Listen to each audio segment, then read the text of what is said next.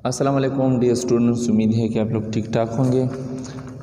आज हम फिज़िक्स की चैप्टर नंबर 3 का जो टॉपिक है फोर्स, उसके बारे में हम पढ़ेंगे। ठीक है, फोर्स के बारे में न्यूटन ने बहुत सी बातें लिखी है। ठीक है, और न्यूटन की फ़ोर्स के बारे में बहुत ज़्यादा कंट्रीब्यूशन है। ठीक है, तो चलो अब फोर्स को मज़ीद हम वो डिफ़ाइन करते हैं, इसकी मैथमेटिकल फॉर्म लिखते हैं। ठीक है, क्वांटिटी लिखते हैं, यूनिट्स लिखते हैं। ठीक है, और टाइप्स हैं फोर्स के। तो चलो स्टार्ट करते हैं मैथमेटिकल फॉर्म ऑफ फोर्स। ठीक है, तो देखते हैं कि क्या है mathematical form of force.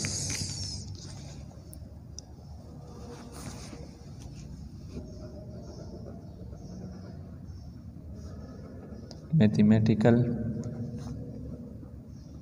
Form of force. ठीक है, अच्छा स्टूडेंट्स, हम जानते हैं कि जब भी हम किसी बॉडी पे क्या करते हैं, फोर्स लगाते हैं, तो उस फोर्स की वजह से वो मोशन करती हैं। मोशन की वजह से उसमें एक्सेलरेशन पैदा होती है। ठीक है, अब ये जो एक्सेलरेशन है, ये एक्सेलरेशन डायरेक्टली प्रोपोर्शनल है टू फोर्स। ठीक है, अगर हम ज़्यादा फोर्स लगाते हैं तो ज़्यादा एक्सेलरेशन पैदा होती है, जब हम कम फोर्स लगाते हैं तो कम फोर्स एक्सेलरेशन पैदा होती है।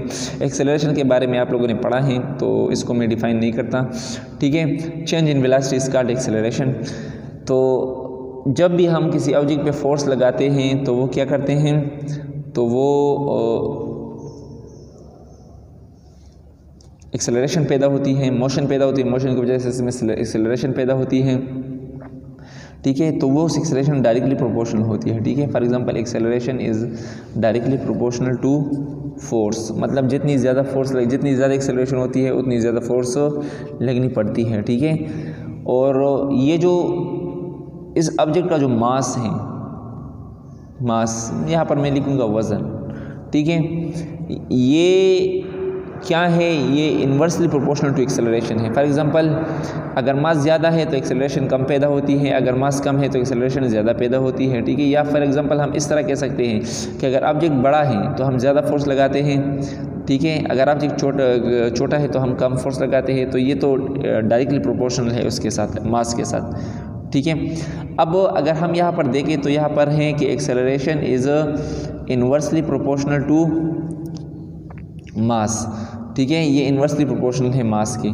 तो अगर हम यहाँ पर इक्वेशन नंबर 1 और इक्वेशन नंबर 2 को कंबाइन कर दे तो acceleration is directly proportional to F force and inversely proportional to mass. तो यहाँ पर हमारे पास ये आएगा कि A is equal to F divided by M. यहाँ पर कांस्टेंट ऑफ प्रोपोर्शनलिटी को हम 1 लेते हैं। ठीक है, तो अगर हम यहाँ पर देखें तो बोथ साइड किसको मल्टीप्लाई कर लें, m को क्या कर दें, मल्टीप्लाई कर लें। ठीक है, m, तो ये आएगा m multiply a is equal to f divided by m multiply m। तो ये m कैंसिल हो जाएगा, तो force is equal to m a। ठीक है, ये फोर्स की मैथमेटिकल फॉर्म है, मैथमेटिकल फॉर्म है। और अगर हम इसकी क्वांटिटी के बारे में बात करें तो ये वेक्टर क्वांटिटी है,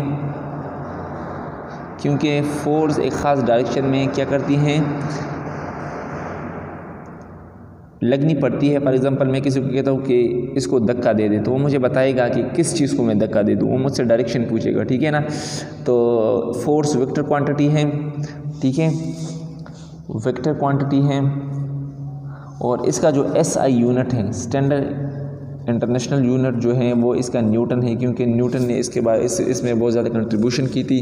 तो इसको हम कहते हैं वेक्टर क्वांटिटी, और इसका जो यूनिट है वो न्यूटन है। यहाँ पर अगर हम देखें तो ये फोर्स है, फोर्स को हमने डायरेक्शन दिया हुआ है। ठीक है, कौन सा डायरेक्शन में लगाते हैं, इस डायरेक्शन में, या तो फोर्स हम ऊपर से लगाते हैं या फोर्स हम नीचे से लगाते हैं। मतलब डायरेक्शन की, फोर्स लगाने के लिए हमें डायरेक्शन की ज़रूरत होनी पड़ती है। ठीक है, तो ये वेक्टर क्वांटिटी है, इसका जो SI यूनिट है वो क्या है, वो न्यूटन है। ठीक है, अच्छा अब हम फोर्स के टाइप्स पढ़ेंगे। तो एक टाइप है वो, इसको हम कहते हैं कंटैक्ट फोर्स। Contact force.